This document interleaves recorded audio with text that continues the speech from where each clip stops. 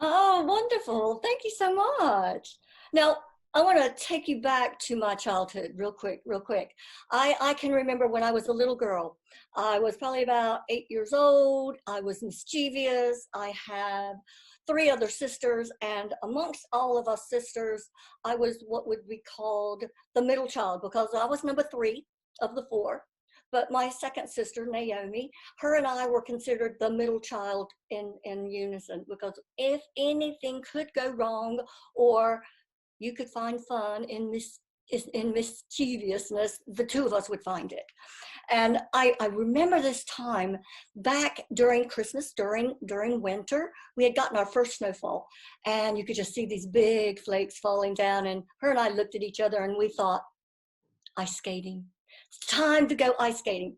But the reason we said that is because if you lived with me back in North Carolina, way back then, I lived on a farm and our backyard was made up of a smokehouse where we hung the meat to smoke and be ready for the after Christmas kind of festivities. There was a big red barn. Do you remember watching Twister and seeing this huge red barn on a farm? It had all these things waving in it. That was my barn in the backyard of my house. And then over behind the barn was a pond, and that's where all the cows and the ducks and the pigs would go and water. That was their watering hole. Now, we knew it had been cold for a little while, and we thought, what a great idea to go and ice skate on the pond. That would be fantastic. Wouldn't that be fantastic? At 8 years old, 9 years old, we're going, yeah, let's go ice skating. So I was a little bit less adventurous than my sister Naomi. And I kind of creeped up to the edge of the pond and I put my little foot out and kind of tested the strength of the ice. And I'm going, well, I'm not sure, Naomi, I'm not sure. And I turned around behind me and she wasn't there anymore.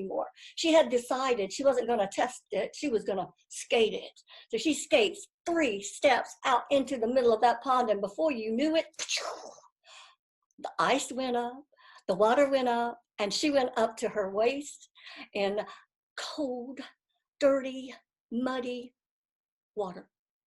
Now, if you've ever been to North Carolina and where I lived, when you talk about mud, you're not talking about brown dirt, and you're not talking about kind of gray dirt. You are talking about red clay.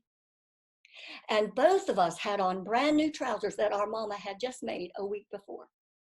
So you can imagine what it looked like when we came crawling out of this ice cold pond and drawing ourselves up onto the bank. And we looked at each other and I'm thinking, we can't tell mama, she can never know what's going on. And we rush back to the house and we run through it and we think she's not there. That's great. We'll go into the laundry room. And as soon as we get there, we think, well, the best thing for us to do is take everything off, put it in the dryer. Because if it's dry, she'll never know what happened. I thought, great. And as far as we know, she never admitted that she figured out what was going on. And so we've never told her, not even to this day, and she's 79 years old. But that was a time when I loved getting up to mischief, and I loved standing out, and I loved being able to share everything that we did. But about 2 years later, I stopped liking that because it was when I turned about 10 and a half, 11 years old, when mom and dad divorced. And whenever I would go anywhere, it was viewed as, oh, that's that family. Oh, they're poor. They live on the wrong side of the tracks and they're divorced. And so I'd hear all these little things going on in the background. And I decided at that point in time, I was never, ever going to stand out again. And I stopped talking and I stopped telling stories until I was 40 years old. And that's a long time to wait to tell stories, don't you think? So what I want to get across to you guys today and share with you is the ability to learn how to stand out again. Remember when you were a child? Remember how much fun it was to tell stories? Remember how much fun it was just to be a kid? Well, come with me and let's be a kid today, okay? All right. Before I get started, I want to share my screen and hope that we're on the right place. There we are. Excellent. So today is all about world-class speaking and how to stand out. And I know that you guys understand what world-class speaking is because You wouldn't be here if you didn't.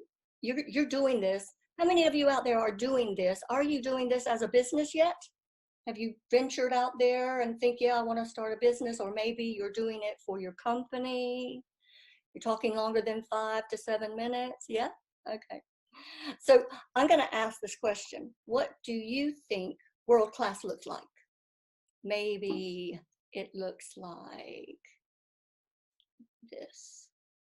Maybe it's Dan and Jaya, who was our world class, our champion from 2014. Or maybe it's Ramona Smith, who won in 2018. Or maybe it's Mike Carr, who just won the world champion of public speaking this year.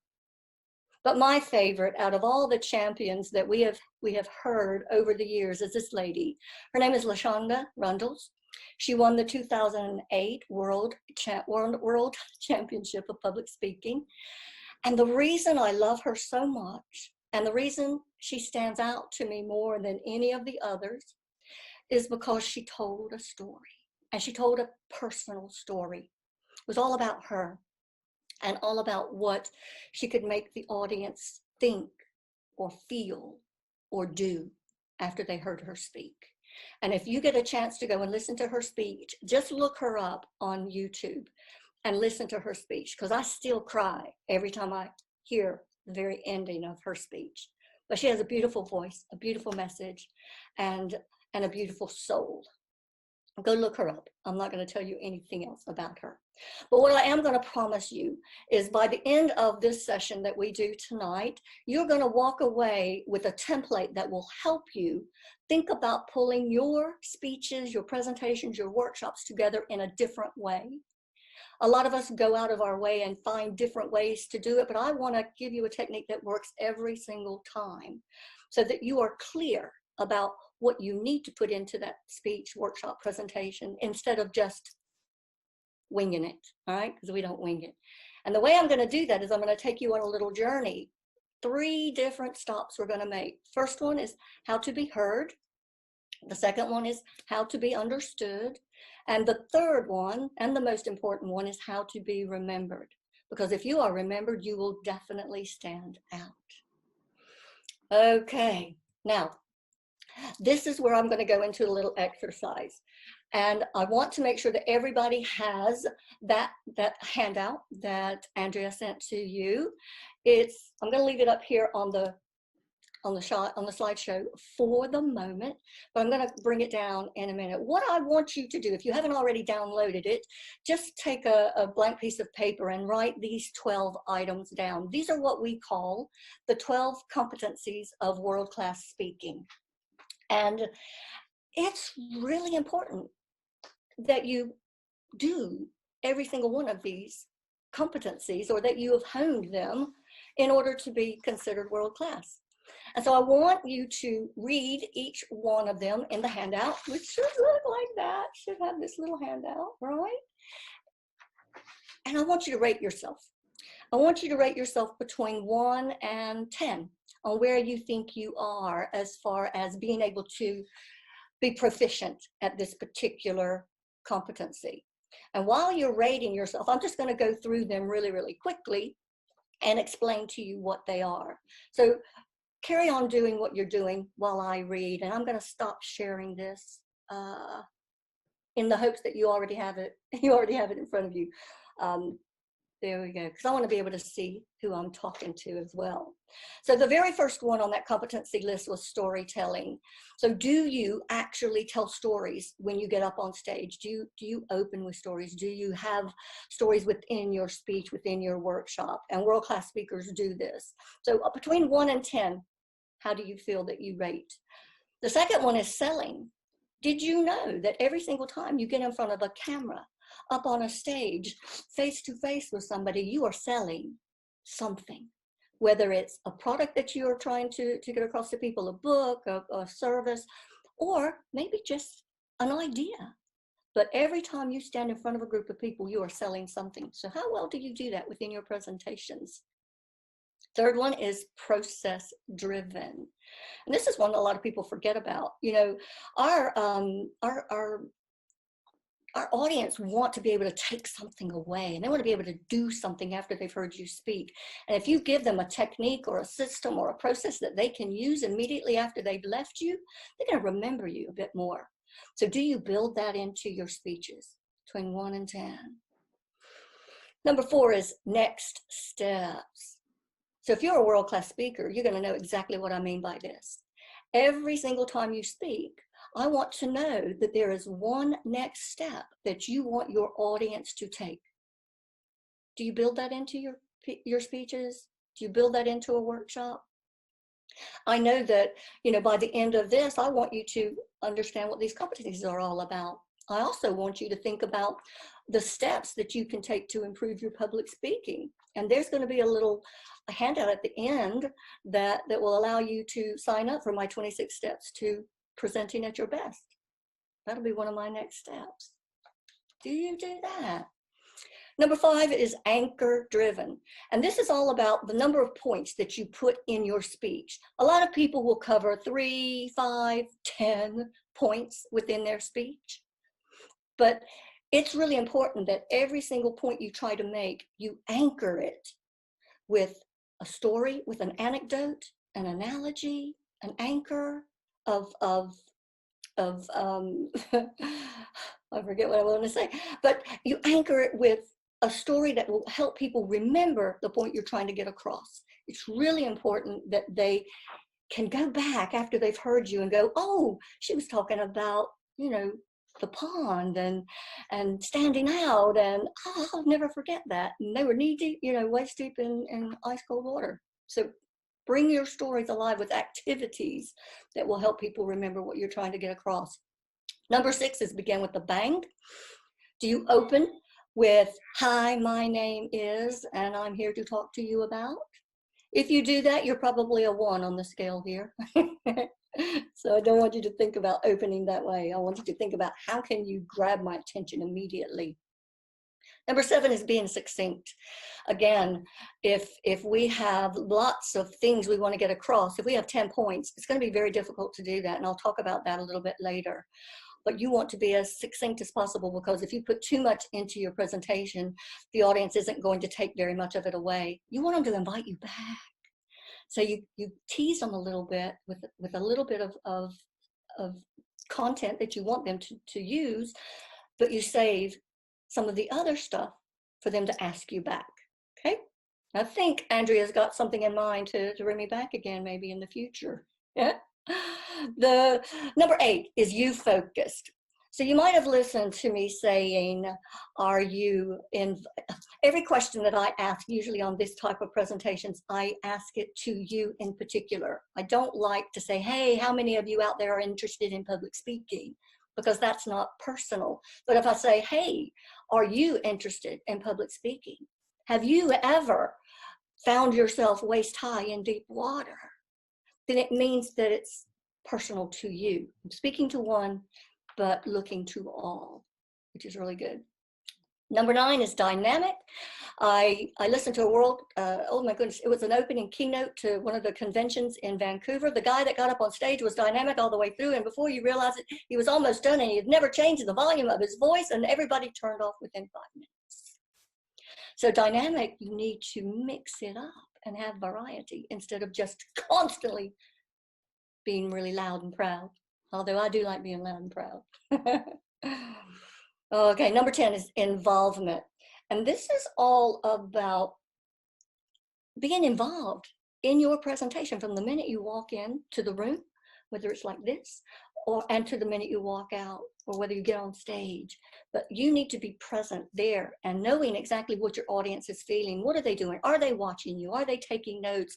Have they turned their videos off because they want to sleep? All those wonderful things. Be able to understand what's going on with your audience. Read them, because then you'll know, hey, they're not listening. I need to get them to do an activity. So it shakes them up a little bit. Okay, number 11 is staging, and we are in a totally different world today as far as staging is concerned. If we were on a proper stage, then I would be talking all about major amounts of body language and how you come across and how you pull together your story in a linear way, or maybe in a chronological way, or maybe an abstract way, and you would set yourself out in different stage positions. When you're on camera like this, you have to do it in a different way. And that might mean that you lean in when you want to tell them a secret, or you come way back here when you're thinking. And it's just different when we think about the staging. And the final one, number 12, is research and assessment driven. We need to know who our audiences are, so you better make sure you've researched them. I've been in, like Steve said, I've been in Toastmasters since 1999, long time. So I kind of know who I'm looking at in my audience, and I kind of know what kind of questions I might get, but I also wanted to understand what type of group this was. So I asked questions, and that's what you need to do whenever you're asked to speak. Research and find out as much about your audience as you possibly can. Okay, I am going to ask you if everybody has rated themselves from 1 to 10 on all 12 of those competencies. Give me thumbs up if you've done it. Thumbs up, thumbs up, thumbs up. Yeah, and I'm gonna go, can I see page? Yeah, do the thumbs up virtually as well, which is good. Lovely. All right, what I'm going to do, I was going to put you into little breakout rooms for this, but I'm not going to do that because I'm just going to ask a couple of people to give me their top 3 and their bottom 3. So I'm going to hold off on the breakout room for this one, Andrea. And I want you to put your hand up if you would like to share with me where you rated yourself the highest and the lowest. Who's going to put their hand up first? So I'm going to go. So I've got a couple of people that I know, and I know I'm going to go to David Phelps. Yeah. So if you can unmute yourself, David, and I want you to tell me the 3 that you rated yourself the highest, and then I want you to tell me the 3 that you rated yourself the lowest. Thank you. Hi, Teresa. Thank you very much. Highest, I rated myself on involvement and storytelling. And being you-focused, even though I started this with I. What did you rate yourself? What were the high numbers? 9 for involvement, 8 for storytelling, and 8 for you-focused. Okay, cool. So you're pretty darn good, aren't you? Some aspects. My lowest is selling and research. What did you rate yourself there? 5 for both. For both. And why do you think that is? Sometimes research, it's about procrastination and leaving things to the last moment and then think, oh, damn, I didn't ask the questions. And selling because it's something that I'm always working on to improve. It's one of the real challenges. It's always a lot of about value and valuing yourself and being able to sell. So that's where I need to do most work. Lovely, lovely. And you know, there are so many people. I never joined any organization to be able to sell. Okay, even the corporate job I had, I never thought I would ever be a salesperson. But the thing about selling is that every single time you get in front of a crowd, you are absolutely selling something, whether it's yourself or an idea or a product. And that means that you need to be present, you need to be aware of what you're doing, and you need to be prepared. Present, aware, and prepared. PAP, I call that. Present, aware, and prepared. So that you don't lose that opportunity. If you think that you're just delivering a speech, you're wrong. You need to think about you're selling something every time you get on that stage. Even in a Toastmasters meeting, you're selling something. All right, now I think somebody else had their hand up. Thank you so much, David. And it was Jackie. I'm going to go to Jackie. Unmute yourself, Jackie. Trying to work my mouse. Hi, Teresa. Long time no see.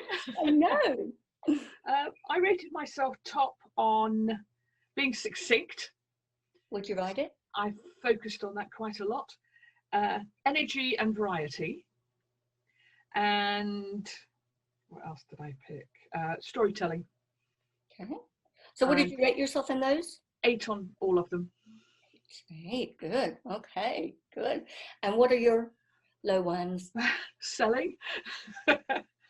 Process, which is my lowest of all. Oh. And what was the other one? Oh, having an anchor is something I always mean to do, but never kind of managed to slip in somehow. And what did you rate yourself for those? Process 4, because I'm a wing it person. Anchor and selling 6. Okay, got you. And you know, thank you, Jackie. That's wonderful. The thing about all of these competencies is once you know what they are, then you can actually identify where you feel your strengths lie, and then the areas that have your weaknesses, which you can now work on. And that's what I'm hoping you're going to take away from today, that you'll be able to focus on some of these competencies in the content that I'm going to deliver here in just a minute. So thank you guys for your volunteering on that section.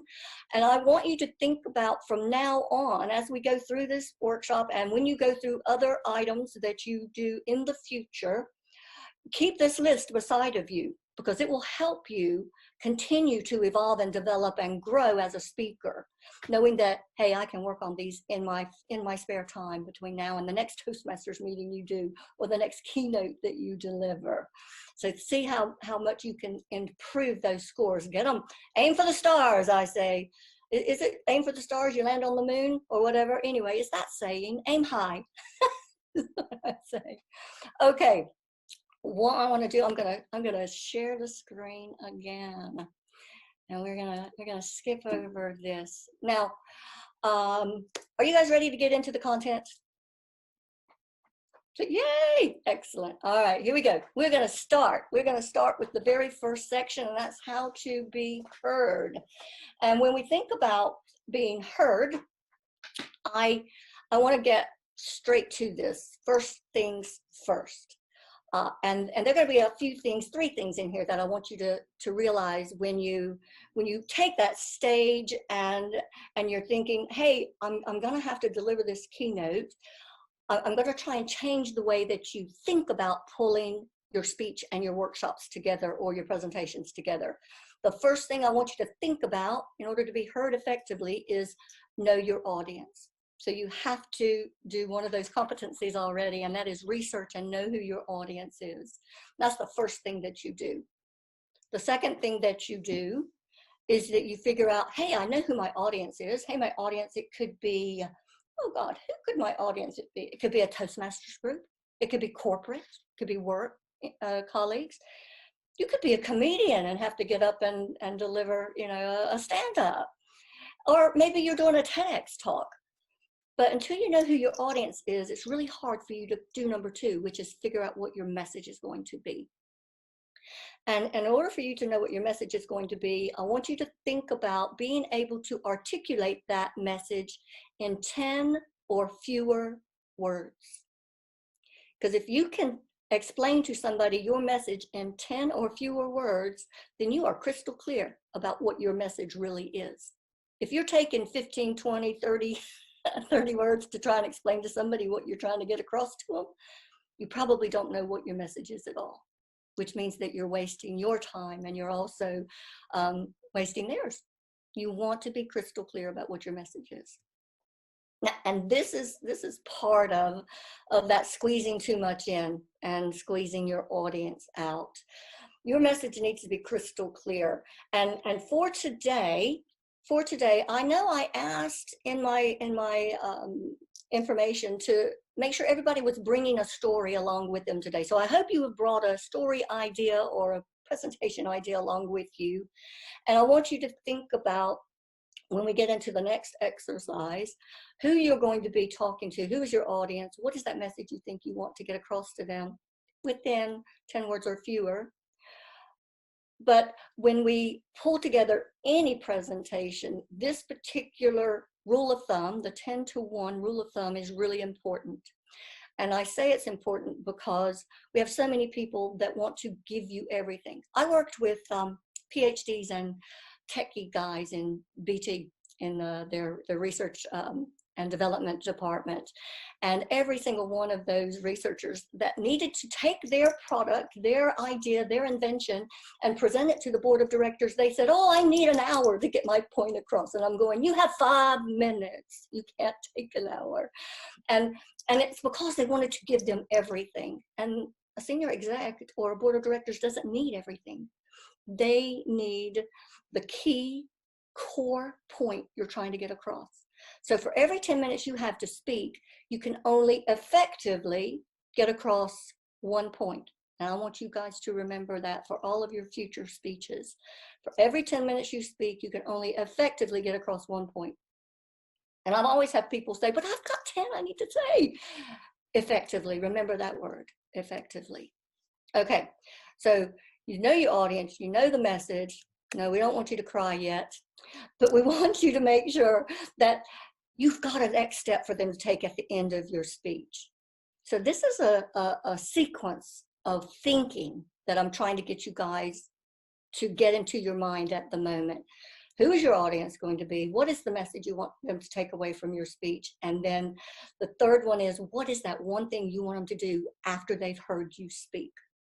Now I'm going to stop sharing at this point, because this is where I want you guys to do a little bit of work. And as I said, I asked you guys to bring a story with you. Maybe you didn't, but if you didn't, then think of one real quick. What you think you can have your next speech be about, right? And Andrea, I think you're going to put us into some breakout rooms, yeah?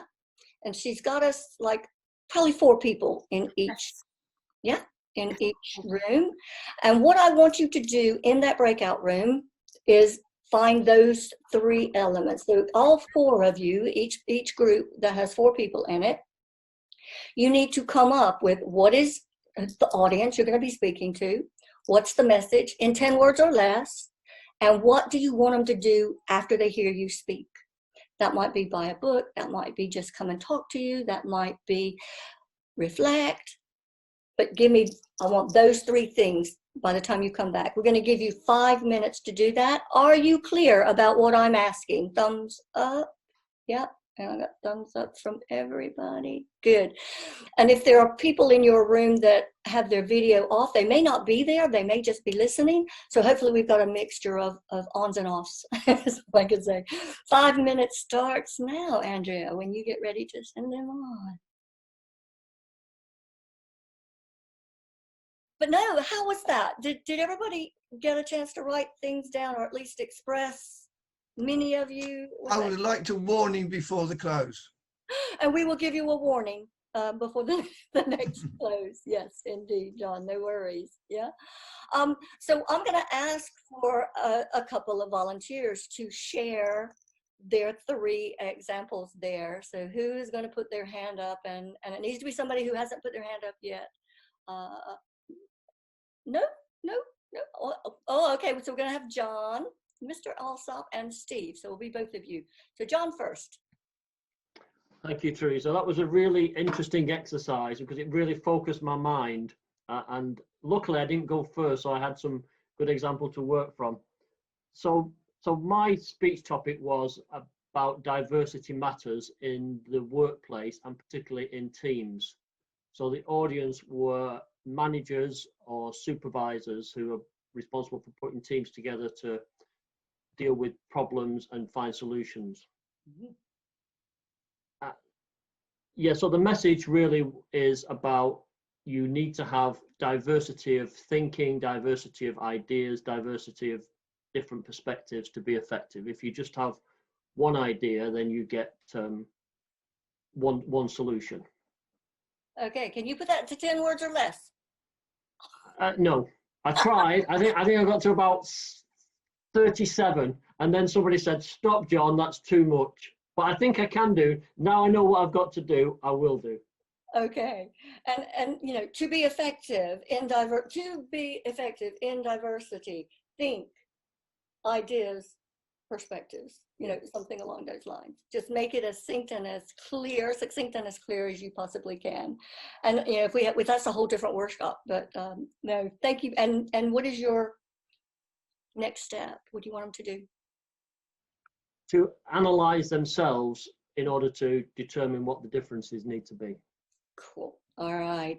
So that's really good. And I like the fact that you're able to now look at this in a different way going forward, making you think, making you do things differently. All right. Thank you so much, John. Steve, your turn.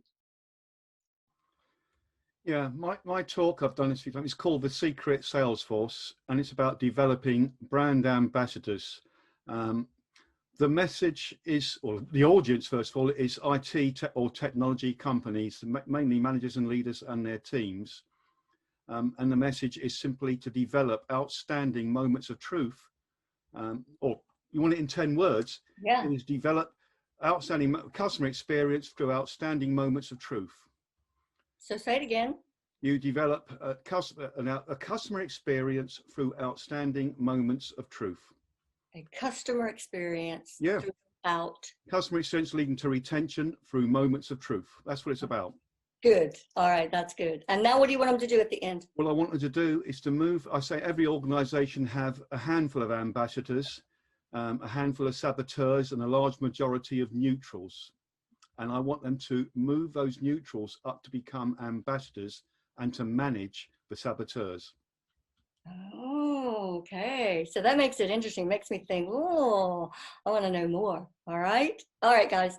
So I'm going to start sharing again because we're going to go on to the next level. And this is the crying bit, but hopefully it's not going to be crying. Hopefully we're not going to cry too much. And I'm going to go quickly through this because I know there's still so much more I want you to do, but this is about how to do this. So we've thought about those first 3 steps. Now, how do we continue? How do we carry on? And I put this little rule up here again. This is my 7-second rule. And this has a lot to do with what our audience will remember. They will remember the first thing you say, and they will remember the last thing you say. And that's because that's what our brains do. There's something about our brains that makes us remember that little thing that happened at the very beginning and then the thing that happened at the end. But that 7-second means you've got 7 seconds to grab my attention. And you probably have about 30 seconds to keep it and make me want to listen to you a little bit more. So when you're pulling these things together, this is what I want you to think about when you're going into your opening. You got 7 seconds to grab my attention. So when we think about how you're going to open your presentation, it's not one part, it's not 2 parts, it's 3 parts that you need to focus on. And I'm going to go through these really quickly. The first one is the bang. And the bang can be one of 3 things. It can be a story. And I always advise people, if you really want to grab people's attention, hook them with a story because they want to hear. They're like kids, right? This is going back to being a kid. We love to hear stories.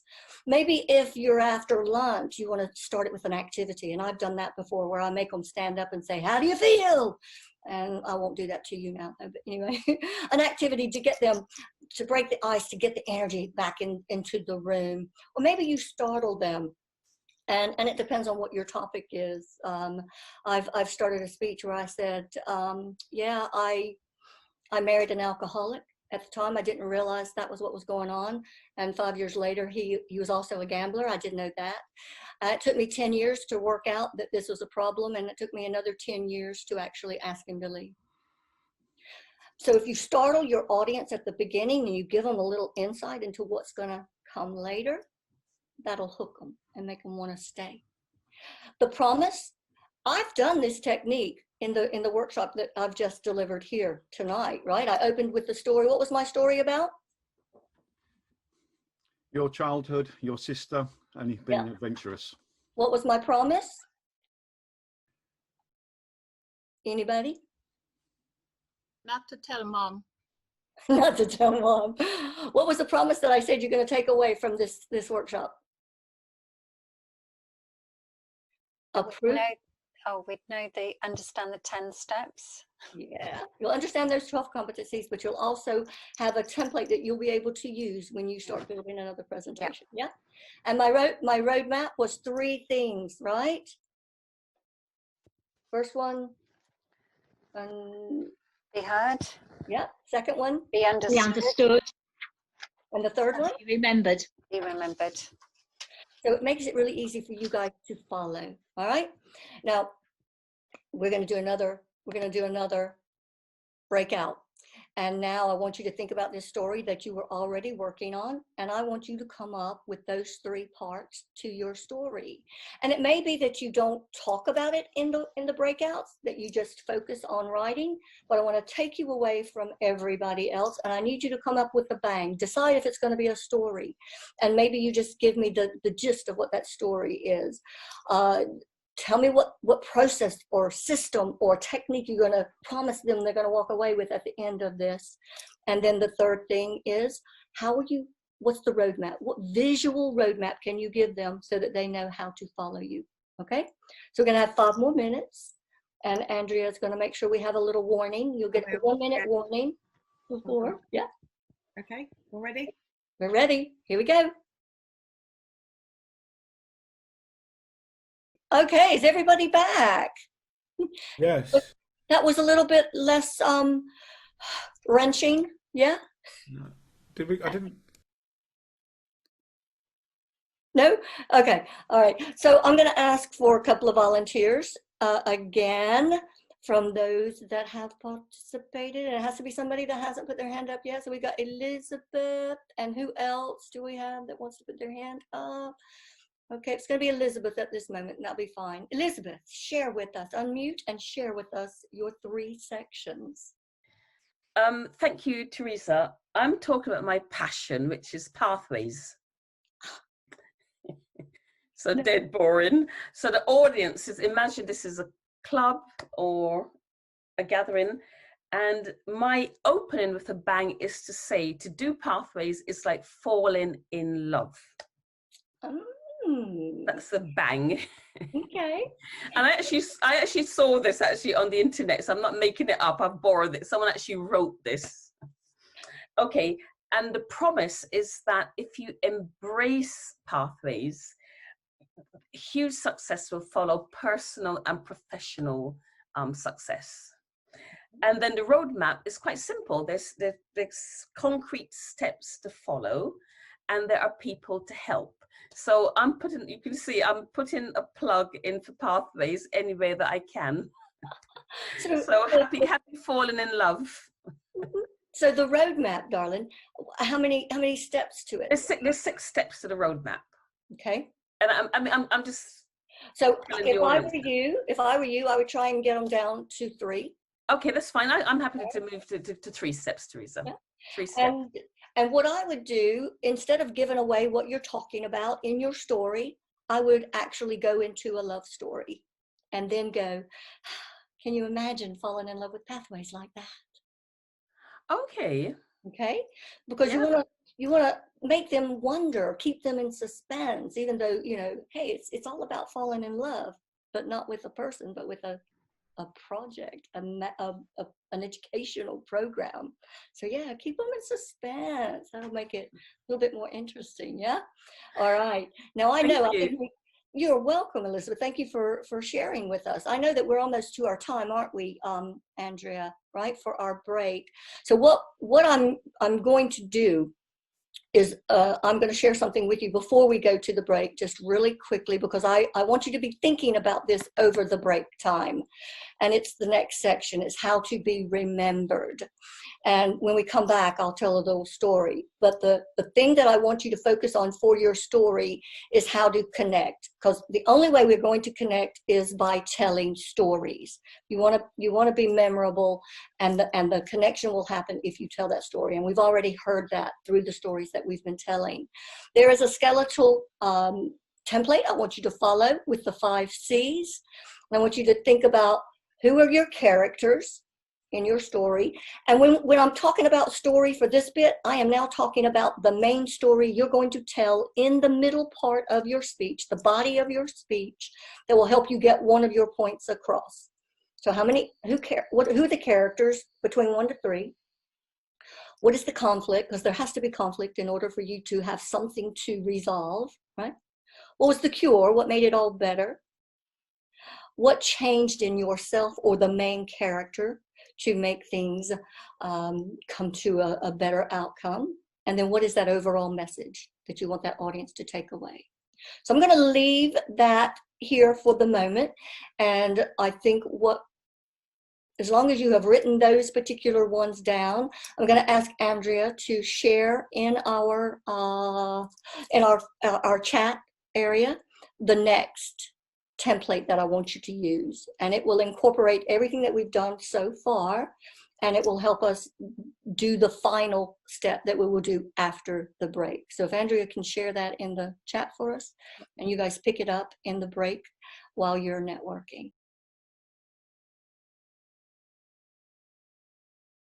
Okay, welcome back. Welcome back. We were having such a grand time having a chat during the breakout and going into all kinds of interesting things. If you want to find out something really interesting about Dawn, have a little chat with her later. She likes Irish. If you're Irish, you might have it in there. Okay. When we left at the break time, I left you with the skeletal template, and with everything that we do, whatever speech we're trying to pull together, if we want people to remember the point we're getting across, you want to anchor it with a story, because the story will stick in their head and they'll go, oh my God, she was waist deep in icy cold water. She got in trouble. How could she get out of trouble? We're always going to remember that story as long as you make that point. She didn't want to stand out anymore because it was, divorce and bad side of the track, all this good stuff. So the stories anchor the point. And that's what I want you thinking about for this next section. So the skeletal story gives you 5 steps. I'm going to bring it back up so that you can see it again. It is the characters, the conflict, the cure, the change, and the carry out message. So I'm gonna tell you a little story here real quick if I can remember it correctly. It's one I've told before. And I want you to think about laying on your back and gazing up to the sky and seeing stars. Do you guys do that very much? Yeah, maybe. Well, I want to take you on a journey way back in time, about 3 years ago now, when I was sat in my kitchen. That's where I work. I do all my work on the computer, and over to the right-hand side of my kitchen table happens to be a dog basket. And in this dog basket on the right-hand side of me are 2 dogs today. One is Coco. She's my baby.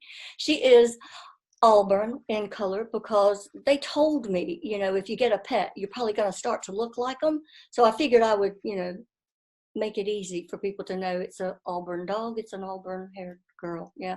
So I kind of, kick-started that a little bit. Her little friend was with her that day. His name is Louie, and he is blonde. And it's funny because his owner is blonde as well. So they kind of looked a lot alike.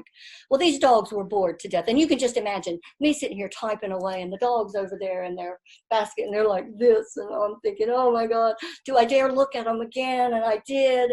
And I thought, do I say the magic word? And the magic word is Wookies. And as soon as I say that word, these 2 little dogs, their ears go up and they're at the front door before I can even get out of my chair. So I think, I need a break. Okay, fine, let's go. So hook them up and we go out the door. It is not a nice day. It's a little bit wet out there. So I decide we're just going to walk on the path. The sidewalk in America is what you call that. And we're walking along really nicely. Their little bums are doing this in front of me. And I'm thinking, this is a really relaxing walk. Until we get to the first right-hand corner. And Louie decides, he's going to pull away from me. I still have hold of him. And I'm thinking, what is around this corner? I am so freaked out. What's going to happen? Coco thinks this is fantastic. And she follows him like there's no tomorrow. And I'm still holding on for dear, dear life.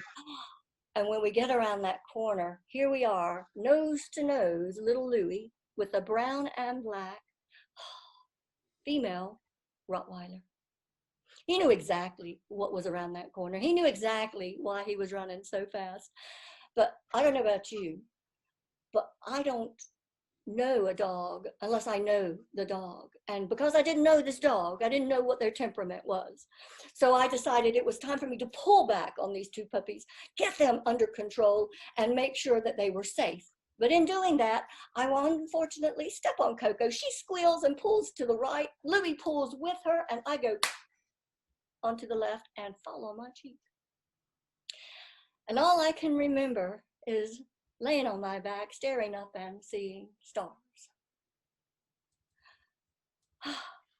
But the other thing, I couldn't get up. It was bad enough that people had saw me fall.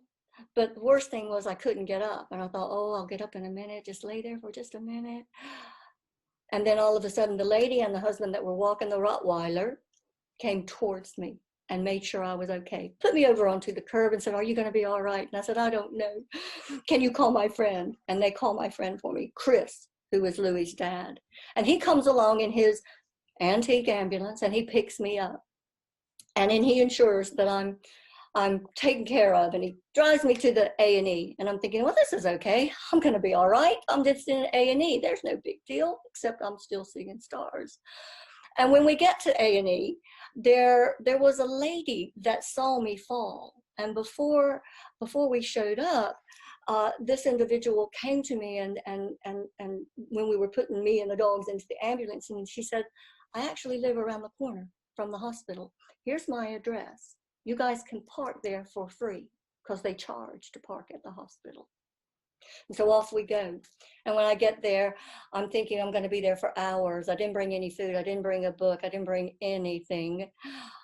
But the doctor came out to us, or the triage actually came out to us and said, have you taken anything for the pain yet? And I looked at her and I said, well, no, of course not, because it's a head injury. You're not supposed to take anything for the pain. And she's going, oh, but don't be so stupid. Here, have some morphine. And I went, oh, this is nice. And all I can remember at that point in time was feeling really happy and jolly and taken care of. When we walked away, I actually did walk away with a broken cheekbone. But I also walked away with the thought that, you know, even though I didn't know that dog and I didn't know what I didn't know, what I did find out was that there are people out there that still care, and they're going to take care of you no matter whether you're on the ground or you're walking straight nose to nose with a brown and black Rottweiler. And then all you got to do is aim for the stars and make sure that you're not laying on your back when you see them next time. Okay, that's my story. Now, and what I want you to do is I want you to tell me right down in the little box, chat box. That's the chat box. Tell me who my characters were. Who are my characters? Everybody should be writing something in the box. I want to see everybody writing something in the chat box. Who are my characters? Tell me who the characters were. My puppies. Yep. So I have my puppies. What were their names? Oh, I had the doctor. Yeah, the doctor. Coco was the one of the dogs. Who was the other dog? Louie. Yeah, we had the dog walkers. We had the friendly stranger. And we had Chris. The two dogs, the Rottweiler. I like this. We had the dog, two dogs, the Rottweiler, the owners of the Rottweiler, your friend, and anybody else in there? That's pretty much it. So who do you think was the most important character? Me. yeah, me. And what was my conflict? What's my conflict? What was the conflict? There's a couple of conflicts in there. Couple of conflicts in there. Managing the situation, I fell. And what made the conflict even worse was I couldn't get up. And that's called escalating the conflict. Worry about the dogs pulling me, taking medicine, so we'll talk about the medication in just a minute. What was the cure? What made everything better? The morphine. Oh yeah, I like that. The morphine, absolutely. The kindness of other people made it better as well. Yep. Laying on your back and looking at the stars, absolutely. Now, what was the change? What changed for the main character? And if I'm the main character, what changed for me?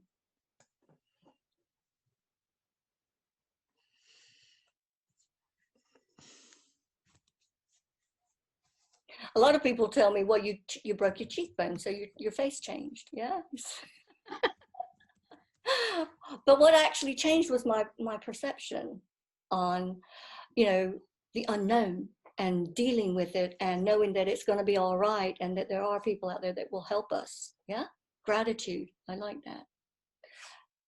Dealing with the unknown, the change from the main character from taking a quiet way to being dragged. Yeah, that was a big change. Appreciation that people will help. Absolutely. And what do you think my message was? Message.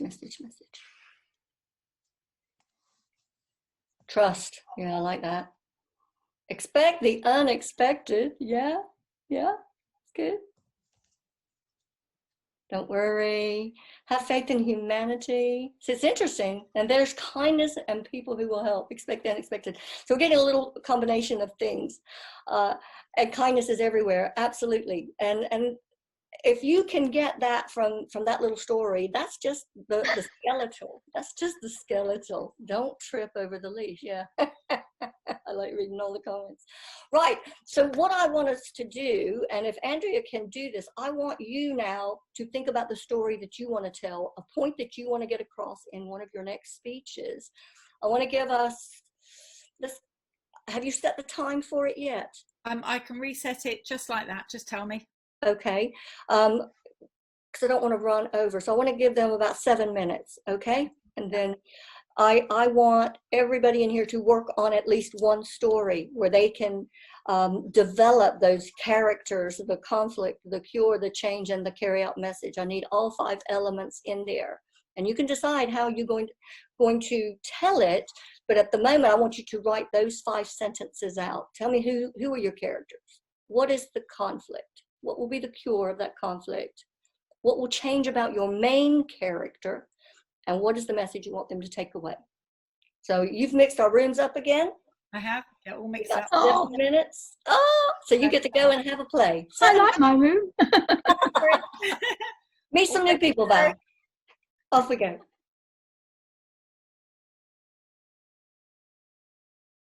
Did you finish your sentences? Yes. Almost. Almost. Almost. Yes. We've just got the punchline in at the end. Well, David just gave me the punchline, so thank you.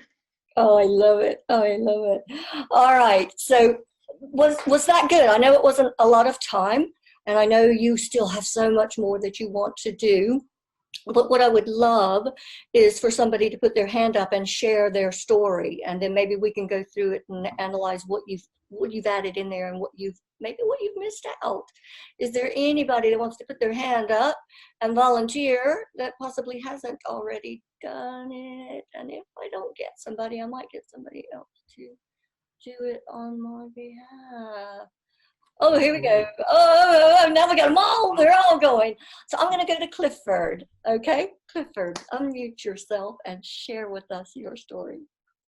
So my story is about my cousin who bought an antique bath because he thought it was a bargain. And the characters are my cousin who's got his head in the clouds, a narrator, which is myself, and a skeptical builder, Murphy, who has to get the bath into the house. The conflict was getting the bath into the house because it didn't fit through the door.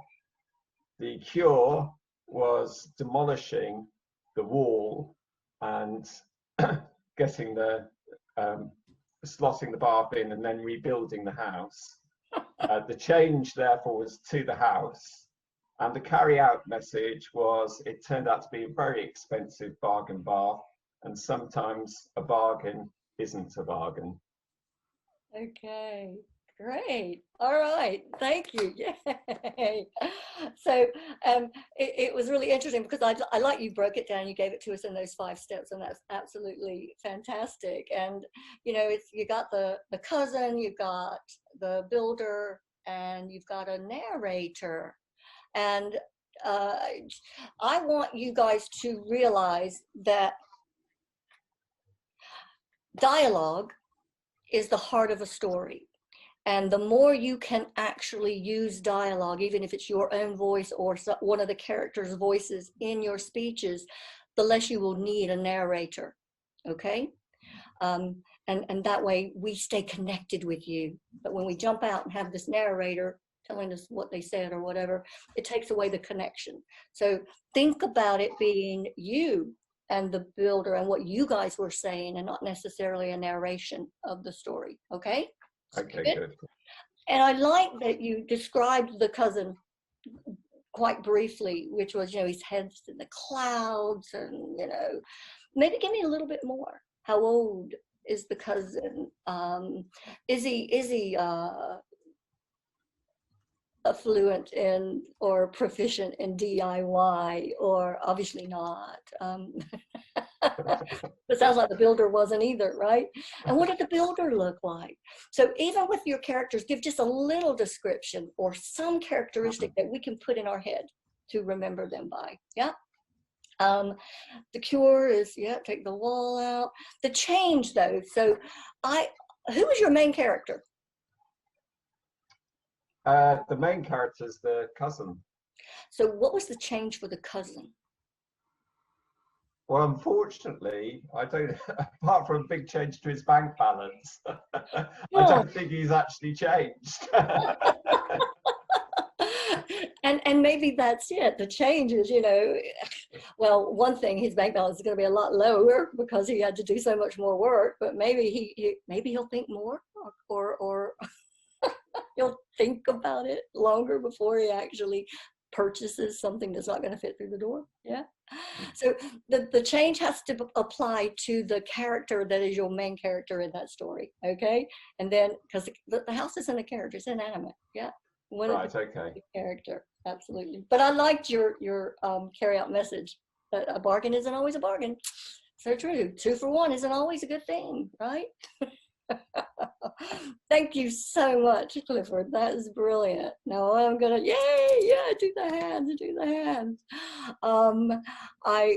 I want to, yeah, what do I do? I want to share my screen with you one more time, and it's just to kind of take us to where we're going next, and this is basically putting everything together. And when we look at the process that you've got, the template that you have handy, the finding your voice structure template, it looks sort of like this. Let's see if I can get this to work for me. There are like 4 steps that you're going to take to stand out. And it's all about finding the way in which to build your speech. First thing you're going to do is you're going to think about your audience before you even come up with your key message. And the thing about the key message is you want that audience to think something after they hear you speak. You want them to feel something differently after they hear you speak. And you want them maybe to do something after they've heard you. Then you're going to focus on that opening. You're going to come up with a bang, a story to grab their attention. You're going to promise them something they're going to be able to take away and use by the end of the presentation. And you're going to help them follow you easily throughout your speech by giving them a visual or an image that they can follow as a roadmap. And remember, to get their attention, how many seconds do you have? 7, absolutely. And then when we get into the body of the speech, this is the point or the part where you have to make a point. You anchor your point with a story. You can anchor it with other things if you like, but the story really absolutely grabs people's attentions and keeps them on track with what you're trying to get across. For every 10 minutes you have, you can get 1 point across. And then the closing of your speech, and we haven't talked about this very much or at all, but the closing, after you've opened it with the bang, the promise, the roadmap, you've given me 1 point there, then you're going to close it with your message, whatever that message is for your overall speech. That's where you want to use it in that particular, in this part of your presentation. And this is also where that message may also incorporate that one next step that you want them to take. Okay. Now, is there anything about this process that you guys have questions around? Does anybody in there have any questions for me at the moment? I'm gonna stop sharing so I can see the people that are in there. Does that template make sense to you? Yeah. Yeah. Elizabeth. I think 7 seconds seem a very short time to get your message in. So 7 seconds isn't to get your message No, in. no, the message, sorry, to get the bang, the bang. You don't have to get the full bang in the first Mhm. 7 seconds, but you better start with a story that grabs their attention. So hands, raise your hands. If when I started talking about my childhood, did it make you want to listen? Yeah. Yeah. Yeah. Okay. So that's what I want you to do when you open your Pathways speech. Tell them that love story, so they're going to be engaged with you before you get into Pathways. Okay. All right. Yeah. Anything else about that? Right. Now, if you turn that template over, you're going to see that it actually has a second side. The second side, the back of that template, is how you actually deliver the speech. Because we don't open with our message. We don't then describe the bang, the promise, the roadmap. We don't, and even on the template, we go into the main body before we even go into the openings. So the front of the template is for you to think about a different way of pulling your thoughts together. This is the order in which I want you to think about pulling your thoughts together. But on the back of it, that's how you deliver it. You open with that bang, you promise, you give the roadmap, then you go into your content that you want them to take away, and then you end it with that message. Is there anybody who thinks they could do exactly that right now with the story that you've brought to this meeting tonight? Yeah. We have one. We have Venice. We have Venice, and we have Steve. I think I'm going to go with Venice because we haven't heard from Venice. Yeah. So I'm going to give you probably about 5 minutes. If we time in for about 5 minutes, just to see. Yeah, Venice, if that's good. Is 5 minutes enough? Do you think? Unmute yourself so I can hear you. I wasn't expecting that, Teresa, but thank you very much for the opportunity to Yay. do this. Good. Well, you know what I always say, Venice, that if you do not put your hand up, you're going to regret it the next day. So always never regret anything. Yeah, this is a good learning opportunity, Venice. Okay, so I want you to go straight in with the bang, and then walk me through on the back sheet the story that you have developed so far with everything we've done tonight. Yeah, do you think you can do that? Okay, I'll do my best. Everybody give her a big round of applause. Woo! Okay, listen. Listen carefully and you will hear the lift. No, sorry. Got to raise this a little bit. Okay, listen. Listen carefully and you will hear the silent turbulences in her heart. The sad eyes, the lone smile that reveals so much of a 7-year-old who should be playing with her dolls and her friends. Where did that pain come from? Alone and feeling loss of rejection, her best friend just told her that she lived in a lane that was filled with rubbish and rats. Her best friend. True or not, if you walk down the lane on those many summer days, her best friend was really correct. The pain of rejection was overwhelming and she felt tired, mad, and hopeless. Tired because of her environment, mad because the truth hurts, and hopeless because she's just a child and it's an adult job. In the middle of the pain, she made up her mind to step out of her comfort zone and made a difference. She grabbed a broom and with a flourish of determination, she swept from the top of the lane to the bottom. And when she finished sweeping every nook and cranny, her heart rose with success of determination. Toastmaster, fellow Toastmaster, and most welcome guest, have you stopped to listen to the silent turbulences in your heart? The silent turbulence of disappointments, of missed opportunities, of pain and rejection? Not so long ago, my life was that, little girls. At the age of 19, I left my parents' home to strange lands, expecting success, riches, and opportunity. My parents gave me their blessings and hoped that I would return with riches and honor. When I arrived in England, it's a different story. I fancied the professional status. I fancied the life of honor and respect and joy. And in the middle of the fancy, I end up with one child, with 2 children in a marriage that I also fancied would give me better, not worse. And I fancied the house with the car and the holidays and a peaceful life. And I never imagined it would turn out to be that I would be a single mom with 2 kids, unsupported and alone. I had friends, and you know what they say? Show me your friends and I'll tell you who you are. And if you are the better of your 5 friends, look outside of the group for improvement. The silent turbulences of untold disappointments. My dad was disappointed. My mom was concerned about one thing that really got me sitting straight up in my mind. When I sat with my bosom friend, she thought I was nothing. And that was sad.